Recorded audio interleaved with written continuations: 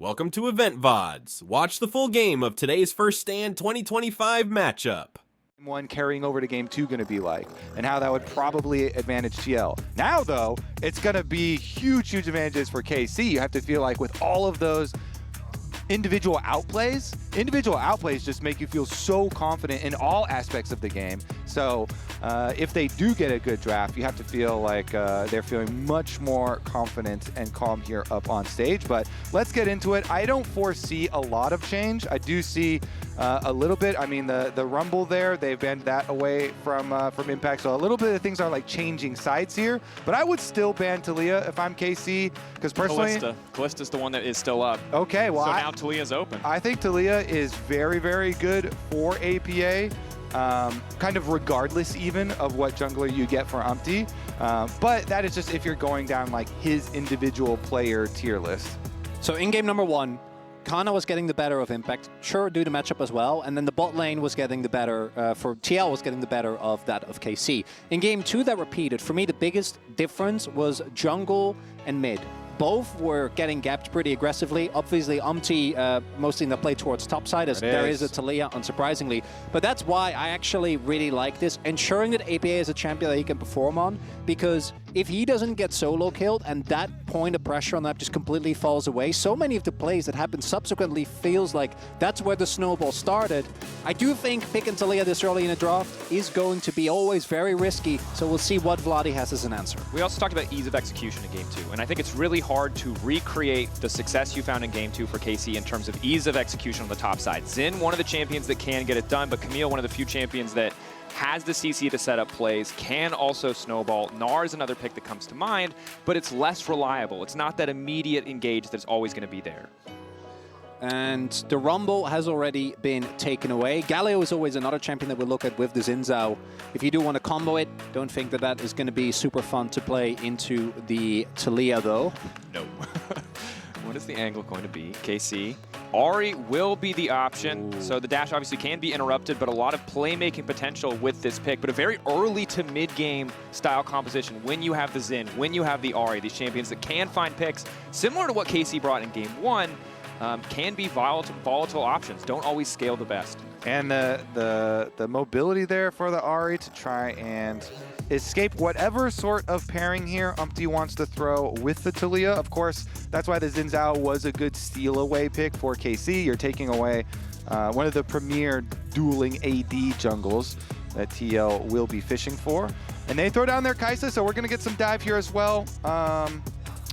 Expecting some follow-up CC. There isn't a lot left, is the problem. Yeah, it's getting a little bit thin, even though we are only in game number 3 here of Fearless. Also, it's not lane swap meta, so Alistar, which would normally be an option on the list, is really not on the list. It's a champion who... Soon, there we are. All right, into picks and bans. We'll see what remains the same, and if we are just recreating. Give you guys an update in a moment. Draven, okay, so keeping the same classics. See what that pick 3 is going to be. And going down the AD junglers that TL are going to be fishing for to try and pair here. Let's see, Vi was already used, like Jarvan is still available.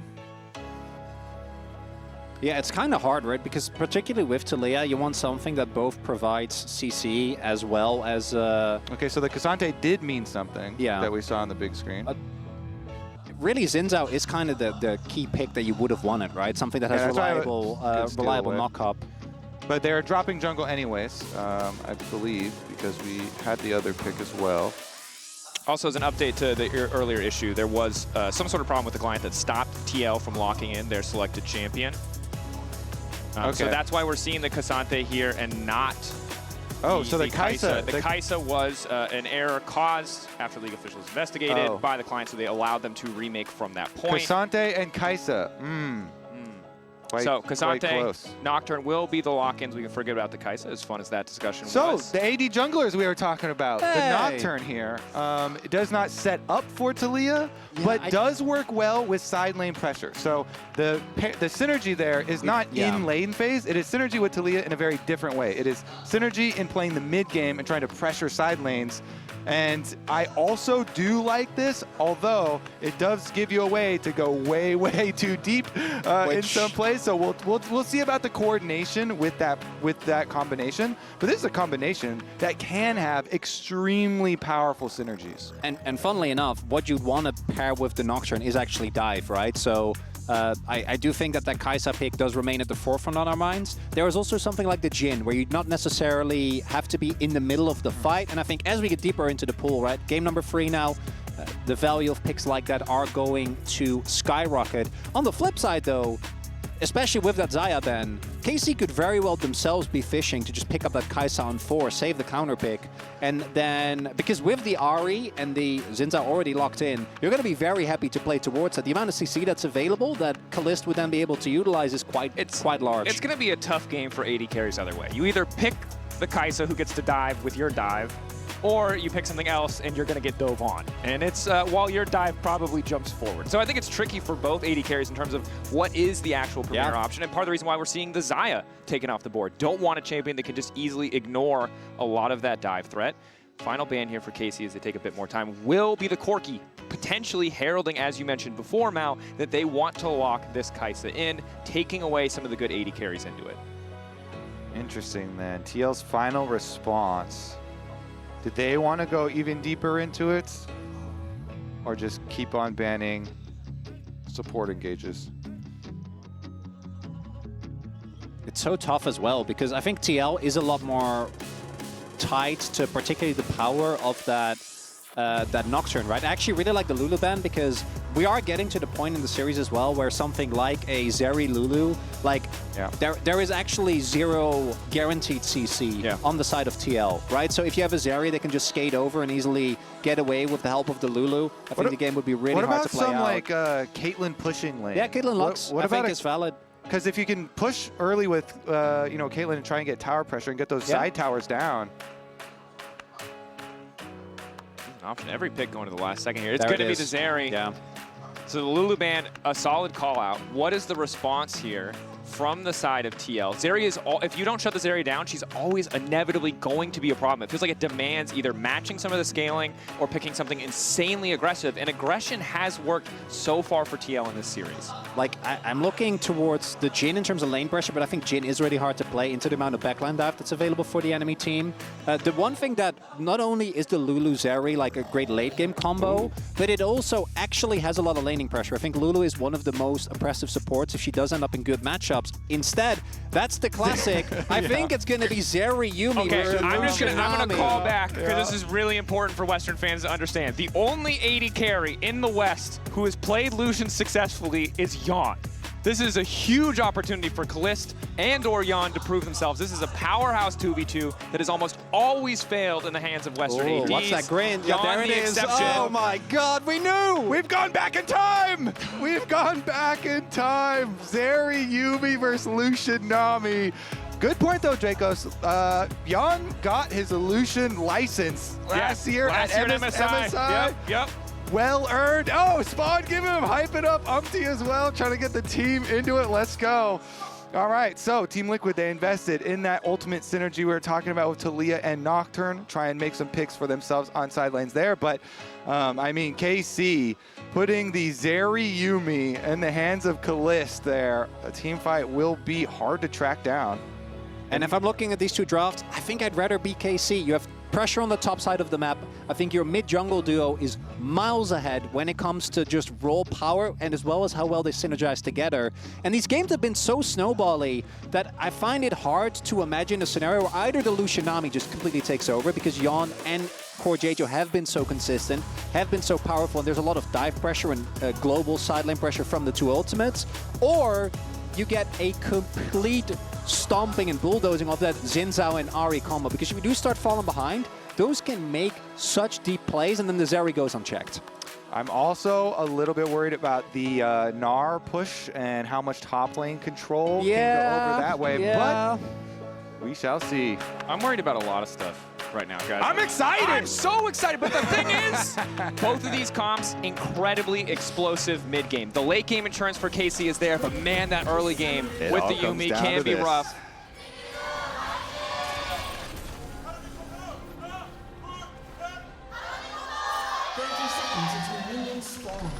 All I gotta say is, Korean fans saying Karmine Corp fighting and TL fighting goes hard. That's a feels good for me. It does. I love that they also go for the whole name as well, which is especially for Korea is a lot more awkward. It works so well. The Lolpark fans are amazing, man. Builds the environment nicely.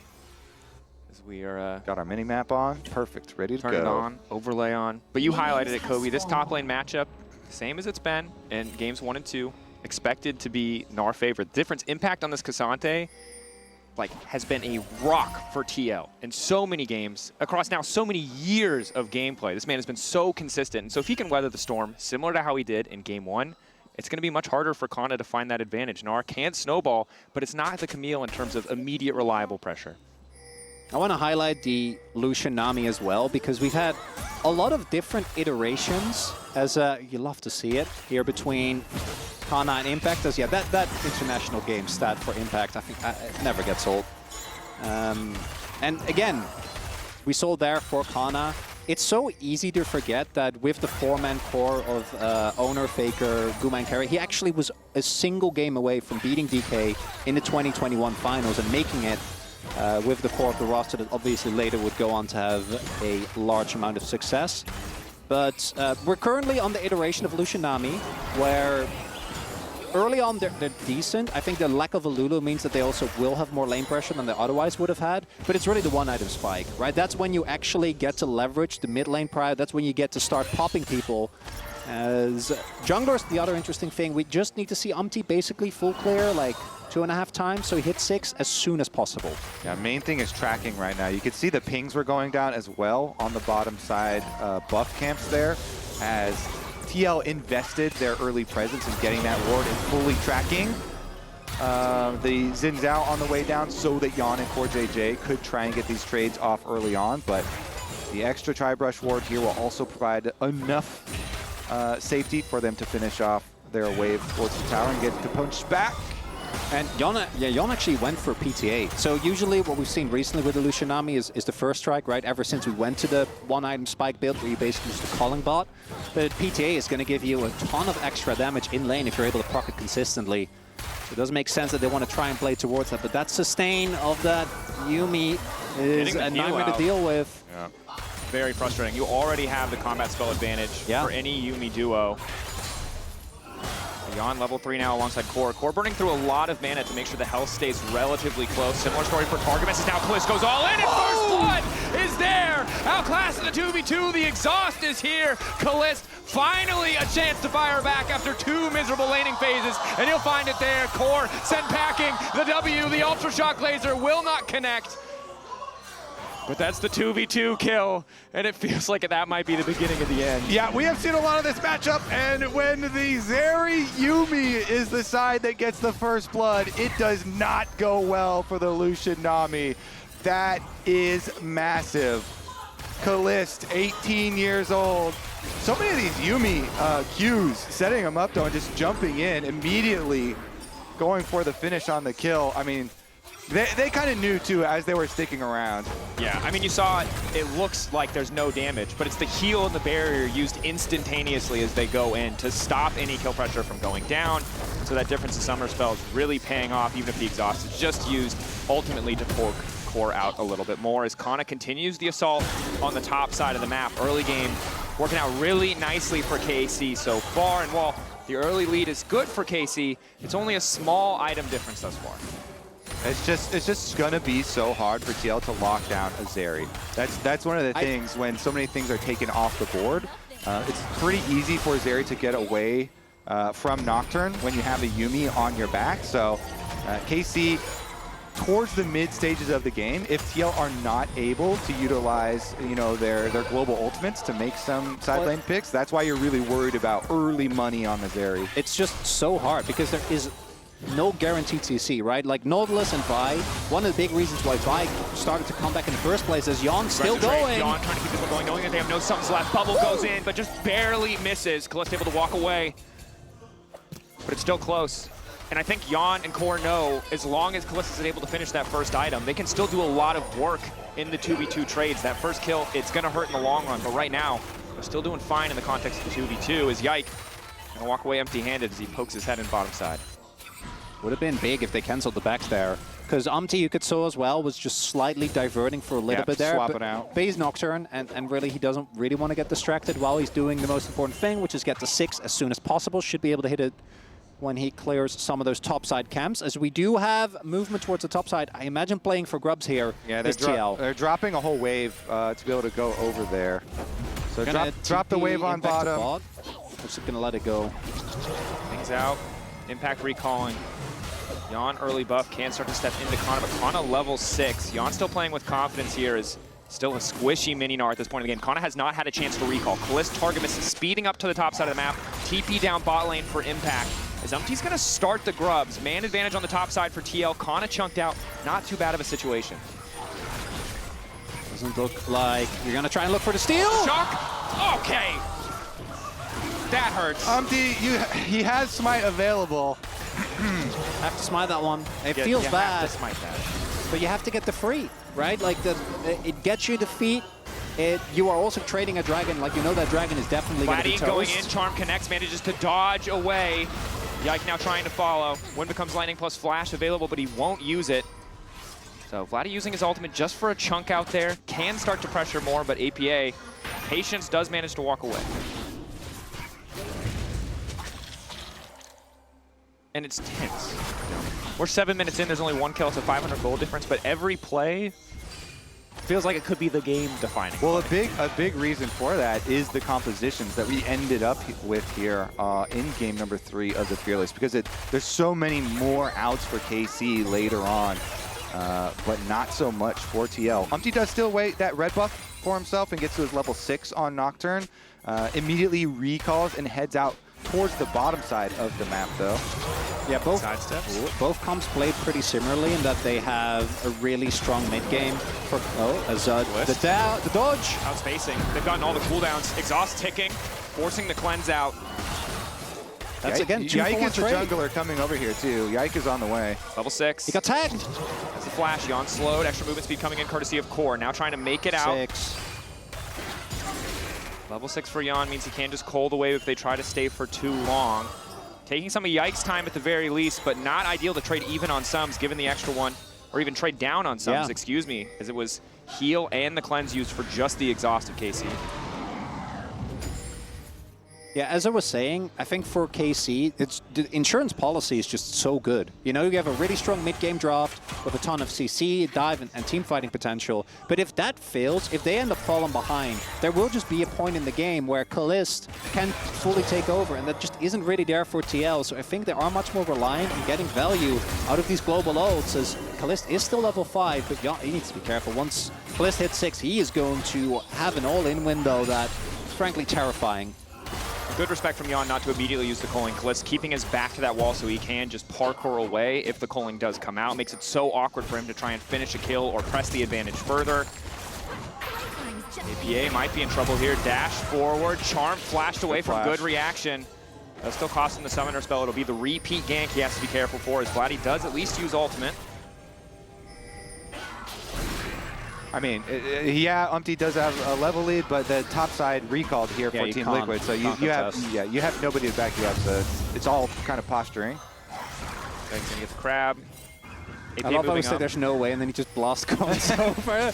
They didn't expect him to come back. Here we go. Full committing here. Wall build, the parkour coming over. He still makes it over. Oh, that's infuriating for TL.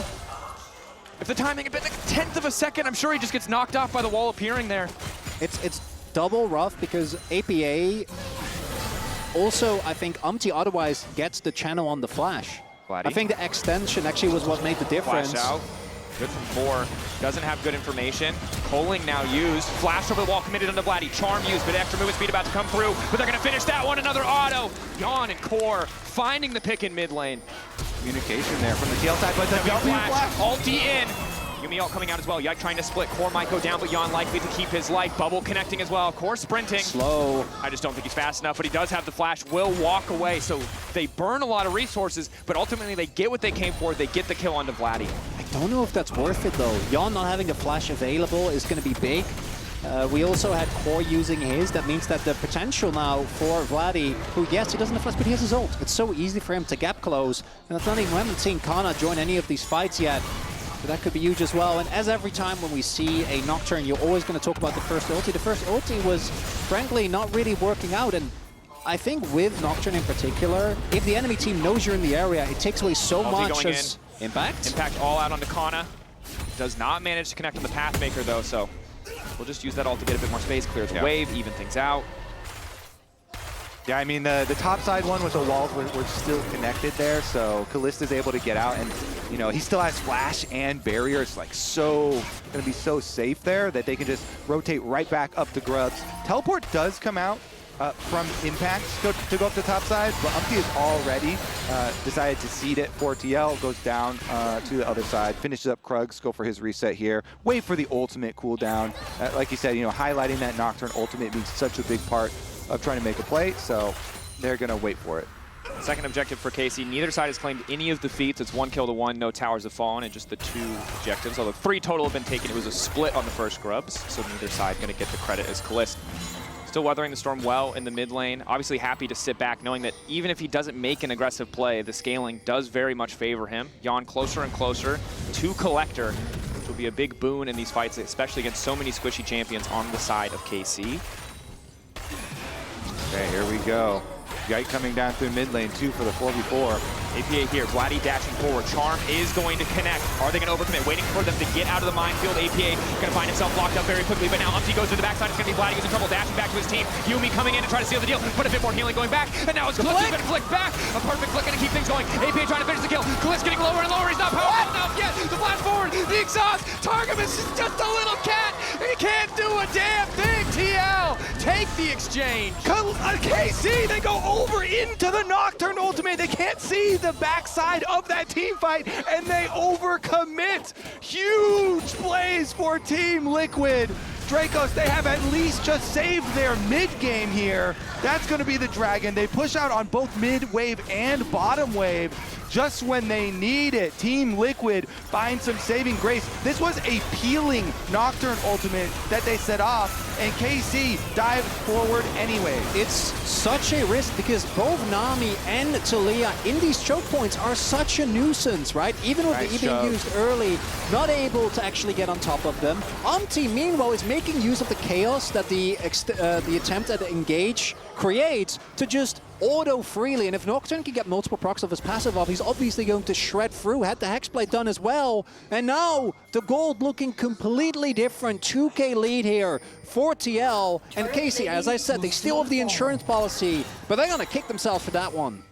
They made it interesting here. I mean, the peel from the Nami and the Talia here as you're kiting back was just exceptional there for Team Liquid. Let's see what they can do with that injection of money, though. Those extra kills going their way. And this is big because it puts them back into that comfortable mid-game position they were looking for when they drafted the comp. The advantage that they should have had, that they threw away a little bit on that bot side 2v2, now very much back in their control, and Umpty has to be feeling good because, again, that first Nocturne ult didn't work, but the second one hitting, finding those kills, getting the feat of warfare, and TL overall in a much more commanding position. Yeah, they're still going to be very worried about later Yumi and Zeri problem and trying to actually lock them down, because as we said, like, they can get away from a Nocturne if you brute force it, but if you can try and create some sort of situation with the engage and the setup towards it, then, you know, maybe a better hope. And the flash is down now. The key here for Team Liquid, a lot of this money onto the Talia and the Nocturne, the 2 most mobile champions here for this team. They can try and move that money around the map for themselves. There was also the fact that Kallista flashed to try and salvage the play at the end there. No flash on the Zeri is actually a big deal. Even with all the safety that she has, it means that players like Umpty flashing forward with a fear are going to be a lot of a bigger issue. And we have now hit the Collector power spike, and as we can see, Yon is just going mid, shoving in waves. And we've now reached the point that Kallista is only sitting on Yuntal, doesn't really get to match. Have to be respectful, and we'll see if TL is able to turn this into a lot of objectives. Because the one downside for KC is who actually face checks, right? Because obviously Yike is okay. Are they gonna go for this dive? Maybe. They're sending pings on it. Rotation already on the way. They have a lot of burst, but I think he's close to Mega. Cross map. for the side of KC would have been the top side dive, but instead they might just look mid. Bliss still only level 8. They're on a ward. Bliss want to keep stepping up and poking. A lot of these advantages would come from just chipping out the opposition. Umti now too far away as well. They keep pinging that bottom side, which makes us think that, you know, they're setting up for this play, and they have the deep ward there that they saw. They actually saw it placed in the lane. Yike was up on top side, but Yike is now recalled, so there's not a lot of time for this to go off.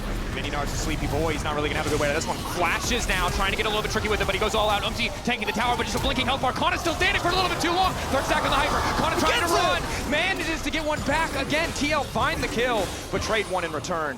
If you go for that, Yon and Core need to be there. You can't pull the trigger that early. You just don't have the damage. That flash from Kana, absolutely huge. Denies the CC, means that he gets so much extra damage off. And KC pulling closer in gold thanks to that 1-for-1. That was a great job by Kana, breaking the fear tether there. Yeah. That's why he forces the flash out from the Nocturne, gets all the extra damage, and goes 1-for-1 again. So many of these KC members, last time it was Vladdy, good for 1 in all these multi-person games. This time, Kana's still good for 1, even with all the TL members coming for the dive. But it was a really nice job to avoid the critical CC there and open them up. And of course, then the full rotation down meant that they also lost a bit on the top side. You know, Vladdy was able to push in. Team Liquid lost, by the way. Now we've got a little sneak around through the alcove as well, but this doesn't look like anybody's going to be there for that play. TL still holding on to that 2K gold lead. As you highlighted, a lot of that going to be, some of that going to be in the jungle because of the kills that Umti has, but split out. Impact still suffering a bit in the isolated 1v1 when he doesn't have anyone else around. And again, all eyes on Kalist. He is the ticking time bomb that is forcing TL to try and make these consistent, aggressive plays, knowing how difficult it will be to answer him as we get later in the game, getting closer and closer to level 11, the second rank, and all of that lower cooldown to make it available in even more fights. The other one is Kana. I think for him, just actually get... Oh, as APA? APA, good knockback onto Yike. Dawn, he's a psycho. He's gonna... Pulling. Ooh. Chunking Yike out. The objective started by the rest of the team, so this should just be an easy Herald pickup. KC backing away. Yeah, that objective won right there by Yon. He chunks out Kalist, and then they're able to finish off a big chunk onto Yike as well, so they don't get any kills, but they do take enough health bars to earn themselves a Rift Herald, which is critical in pushing the timeline of this game forward. Using that Rift Herald to knock down these outer turrets is critical for this team that needs to make use of Nocturne Ultimate and Taliyah picks. I do think that the Nocturne gives this comp a lot more longevity than it otherwise will because of how much more capability you have of finding flanks, right? If you do get on top of the backline, as strong as that Zeri Yuumi combo is, I do think with how far behind Yike and Vladdy are, there's going to be a lot of burst damage lacking that otherwise might have been there. And Kana, his side lane pressure isn't going to be quite as scary, even though he will win both 1v1s pretty comfortably. Bliss ulting, trying to clear the wave, does not want to concede mid lane tower. Yon hopping into the Herald to try and escape. Might look for the knock punch, Bliss. Well, at the very least, get the crash as the ulti comes out in the meantime. The split, his Impact is now going for the 2v2. Yike caught out, isolated, wall coming in. Yike will fall even as the dragon dies. In favor of KC, a quick pick. Bit of a messy split exchange. Mid lane tower won't drop from the Herald, but Yon will keep his life, and they'll still find a kill. I'm pretty sure that's a win for KC. Yes, in terms of gold, it's rough, but I'm pretty sure that got them defeats because I think they were only a single objectives away. And then trading a kill for a dragon, I don't think is the end of the world. Definitely not the end of the world. I would also say the feats themselves are not the end of the world, not the biggest deal as well, but certainly. When TL got defeats, because of course they got the feat of warfare earlier, and then the tower was all right, top side. I take it back. But it would have. If they had defended top lane tier 1, that would have been the moment. I do like the feint here, though, because it looks initially as if Team Liquid is going to go really hard on this play towards the mid lane of the map, because you can even see the bot lane is, you know, trying to peel off, but instead find a turn onto Yike and get that kill. And this is exactly what we were highlighting for what Team Liquid need to do in this game to make those transition plays with the Nocturne plus Taliyah movement. And Umti is like, you know what? I'm going to go in, try and get the Smite Steal. If I don't get it, you know, I don't get it. It was a little bit late for the Smite Steal, but they still have the timing there with the Taliyah wall to section off the extra pick. Bliss. Aggressive use of the ult, he clears the wave, starts to trade more, but isn't going to get much else. In this game overall, TL finding that composure crucially in Game 3 as they needed to. And KC, while they do have that late game insurance option, a few too many picks going in the favor of TL. The play that they overforced on the bottom side of the river is what's making this game more difficult than it maybe initially had to be, is Jan stepping up with the culling. Yike there to body block a few bullets, but a lot of healing already coming out from that Yuumi. Okay, Umpty trailing on bottom side as well. That Nocturne with the ultimate available. Dash forward. Vladdy just trying to one-shot the wave, going away from tower, but loses vision just in time, right as he sees the Xin. Yeah, exactly. That's the critical part. They lost the vision of the Ahri, but they also gained vision of the reinforcements, which means they can rotate back over towards mid. I think was happy that he didn't go in on that one. Would not have ended well, as the coverage was there. Mid lane turret now. TL desperate to get this mid lane tier 1, knowing how much it'll open for them, but KC are just not going to let it go. Consistently throwing so many members to stop the push, to hold on to that last sliver of health. Yeah, the extra defense here with these outer towers that are barely still standing. Wait. Getting chunked. Ooh. A lot of damage to come through. Both barrier, heal, and exhaust are available still, though, here for Kalist, so be trying to give them a false sense of security. Holding onto this mid lane turret is so big, though. We'll see if KC can actually do it. Attack come in for the shield. They're just killing the wave so quickly. That's the power of the Runan second. So hard as Lucian as well. Bottom's right? got to go down, though. You want to get this turret so badly, again, because I think that once KC start giving up map control, it's really hard to read. But it's the Otacon. Yeah, the bottom went down as well. Umpty was already like 50% done with the Otacon, so they're keeping up the pressure here on multiple fronts for Team Liquid. I don't think KC are ready for this Otacon. Yike. Excellent start for TL. KC feel like they're winning this, but now they realize they've lost the Otacon, and this was not the trade that they thought it was. Flower power. So much XP going over and adaptive force on top of it. Wow, Team Liquid here, keeping up so much pressure, bouncing between mid and bottom lane, making use of extra fear that they are instilling in KC with those globals, and the pressure finally mounts on the bottom side. They get 2 objectives in that small time span, with the outer turret also being a very, very big win for them. So increase in the gold lead, but again, the experience and the extra damage, the stats that you get here with those flowers are going to go a long way. APA on his Talia that we really highlighted. Richest person in the game and 2 levels up on Vladdy with all of this side lane play. And Kana obviously going to be farming damage, playing Gnar into the Cassante, but it's Jan and Kalist that are at the top here already. And I expect that to not change as this game continues. It's a lot of damage, but so much again, damage down. Wave's still cleared. Maybe this chunk is enough on the next push. I want to see Jan's damage done for this whole game, because this man is just always playing aggressively with the Lucian. Core JJ at his back, going up, chunking out health bars. And he has to. Exactly, and he's doing it so well so far, as they actually are going to go for Kana here. Kana does have Mega and Flash. 15-second timer on the Mega once it procs.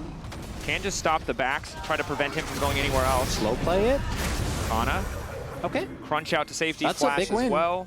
Yeah. Dragon's up, don't overchase though. Dragon is up at the moment, so everyone rotating down towards that. They finally got it, by the way. After all the effort, mid lane turret has fallen. KC already chunked. I think you might want to just give this one up. Don't think you need to play too aggressive before the spike. On your Zeri, 3 items not quite there yet. TL, Kind of mini too. looking for the fight. Nice flick over the wall means Vladdy's chunk before the fight even starts, but AP is not in a great position. Might be forced to use his ult. Could come down to the 50-50. Yike now going in, trying to lock up the Lucian. Nice disengage coming in from Core, and Yike's just about to get deleted. Yawn now on a rampage. Instantly the backside devastated. Kana going Mega. Manages to lock 2 on the wall, but the interrupt, the unstoppable there. Now the exhaust going in. Bliss has to make the difference. Has to take down Yawn, but he is not enough. Even with the cat mount to his back, he manages to find one. Tries to get another. Targamas demounted. TL taking everything. Oh man, the chunks before the fight were so big for Team Liquid too. The Ahri went into that fight with like 30% HP because APA found him over the edge, and then it was just a full send. Impact and Umpty went through, they assassinate the Ahri, and TL gets such a big early lead in this fight.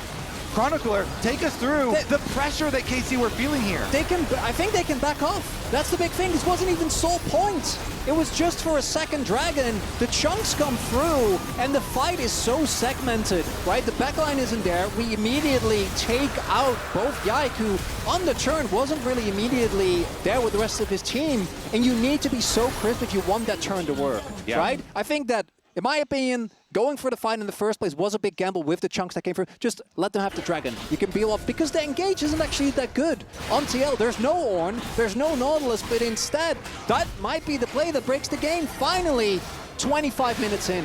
And I think one of the big things about this Xin is against longer range champions who struggle to deal a lot of damage. When he ults, it feels so impossible to play against him. But Yike is woefully far behind. He's 0-3. You jump into Illusion, he's like, yes, please, sir, let's go. So much more powerful in that circumstance. Core can immediately disengage. And now Vladdy forced to ult just to get away from that bit of CC. Jan retains his Lucian license. Yeah, I really think I regret him getting that. I think that he's too young. Don't give him the Lucian license. It's kind of crazy, right? Because we're so used to, like, it's been beaten into us over and over, seeing it lose so many times. Not allowed for anyone. But for Jan, time and time again, Jan is cracked. 3 items on the Lucian. His damage stats are going to be through the roof this game, constantly putting out so much pressure for Team Liquid. And APA's Talia still retains the 2-level lead here. You know, their globals are going to be really shining now as they try and close the pressure onto KC. You see KC even just struggling to retain vision control of their own jungle here. And I think that they've found the recipe for success on the side of TL. It is the poke from the Talia, it is the poke from the Lucian culling to stop KC from getting into range. Now they have advantage, now they have pressure, they can set up first on the objectives, and as long as they don't let the team start a fight on full HP, a lot of that scaling is just never going to come through. But now Yike, waiting in the darkness, 11K. Looking for a turn. Look, it's Jan, he's the gatekeeper. He's not letting them in. He's ready to pull. Kalist chunks Vladdy there with the red buff. Ana starting to poke, the objective a bit of a split call, hop out, bubble doesn't connect, Core still has ulti. Poke's good though, and I think TL are making the right call to back off. The burst is still there, but I want to see that third item. We need IE on Kalist. Tidal wave over the wall. Yike potentially caught out, forcing an early ultimate. Flick back hits, but not the damage to come through. Impact trying to push Yike back to the team. Yike still holding on for a brief moment. KC zoned off, pushed away, could not get any damage down, could not move through the minefield. Nice forward dash coming in from Vladdy to get away from the seismic shove. APA on point, but the dashes are there. Jan, nice backstep. Such a close fight, but TL just continue to poke here and will turn back to the Baron. Really great usage of the ultimates to not directly set up APA for the seismic shove, but force them into a position where he could hit the seismic shove. That one barely misses. TP coming in, Vladdy on the way. It's going to be so hard. Vladdy needs to find a hero play, or Kalist needs to go crazy, but he doesn't have IE just yet. That's such a big spike for the Zeri. Half-finger used. APA not going to connect on the flick. Are they going to commit? As long as he has the minefield, will be big. 10K getting lower. They're not focusing their damage on the objective. It's going to take some time. Kalist starting to poke, starting to harass. The Baron doing a decent amount of damage back. They know no jungler's there. It's not a 50-50, but Vladdy goes in. Nice dash back. Coming through from Jan. Clutch in the moment. 4K. They're getting lower, though. They can't afford to stick around with Kalist right on top of them. They need to burst down the champion. Huge shot from APA. Up immediately goes in the exhaust. Out. Goes the Zeri, Jan low. Yikes there! Wall.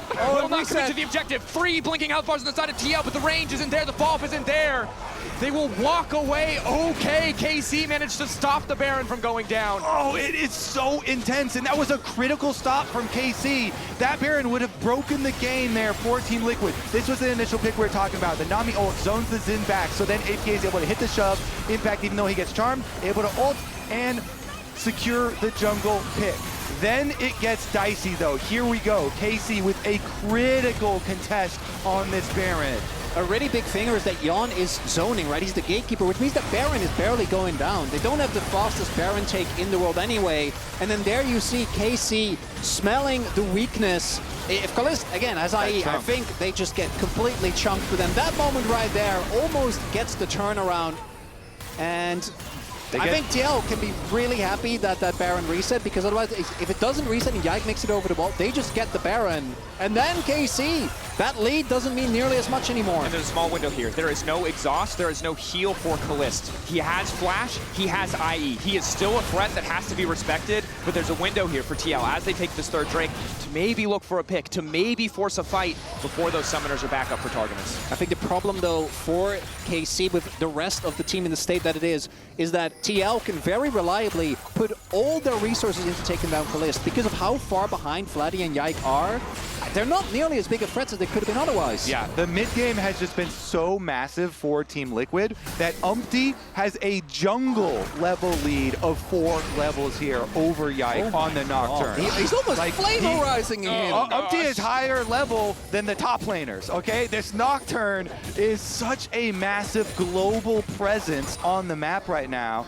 that TL did such a good job playing into their strong mid game that they have so much map-wide pressure here, and they need to use that, though, to finally break it. That's why in the last fight, I say KC were, even though they lost Kana, they were happy to at least stop the Baron, even just giving over 1 kill. I think the big thing is you have to just call it Umpty again. You mentioned his scoreline thus far. Game 1, he dominated Yike. Game 3, he's dominating Yike. This is a guy who every single pundit in the world agreed on one thing, and is that they were not convinced by Umpty, but this series today, Game 1, Game 3, despite a lackluster first ult, managed to bounce back in this game. The team coordination on these fights has been excellent.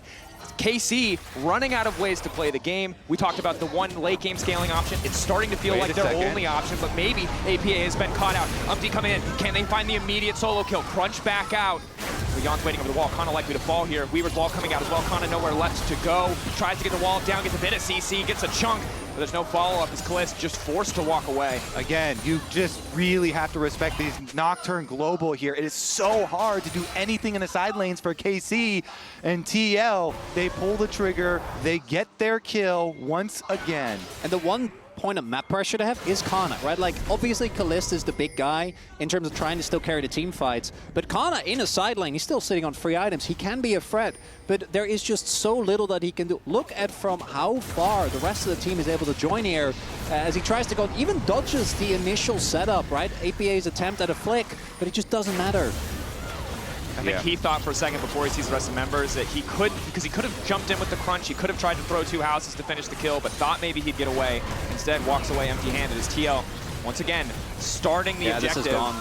There's nothing that KC can do for this one. It's too far gone. Yike will be just in time to see it stolen or taken away from him. TL now have the Baron. This is the break point we talked about. This is where it gets so impossible for KC to fight back. Their wave clear is not great. It is really just the short range of the Ahri. Yeah, Baron buff, the biggest tool here for Team Liquid to truly break open this game and push in deep into KC territory. Bliss still poking, still playing at the edge, doesn't want to give them anything for free. The topside pressure is there. Kana, without information on Umpty, just knows that he cannot walk forward. Will try to at least a bit. Dodges the initial seismic shove. And this solves one of the biggest issues that we've seen this composition have for TL, which is their short range and their siege sucks, right? Like, Lucian isn't that good at taking down turrets. Same for the Taliyah as Yon. He's far up. They're looking for a possible collapse here. Ultra shock laser hits. They're so fast. Now the turn coming in. Umpty wants to start this fight. He thought he had the flank, but he was the one getting taken down. Yon now legendary. Impact, he being in just in time to eat the charm. Pathmaker not quite the right direction, but it just does not matter. That pick on top of the Baron is going to spell disaster. Kalist, the double kill! Instantly one-popped Yon. 4 items. Makes the Zeri disappear. It had been a while since I really just loved a Lucian Nami this much, Dracos. It's beautiful! We kept talking about the IE for Kalist, thereby completely ignoring the fact that Jonas is finished. Fortunately, he was awake as he pops what I think was the one small sliver of hope that was there for KC. Running. The scaling was not enough. Zeri, not enough. TL might have faltered in the first few minutes, but they put their foot on the gas and they never stopped in this game 3. KC, one last desperate hold. TL don't want to get over eager. Yon taking his time. Almost one-popping Gladdy. He just does too much damage. Yike isolated once again. Umpty taking his time with the ult. They want KC to remember this moment. Kalist might be able to force a fight, but he cannot stop the Nexus from falling. TL take down KC.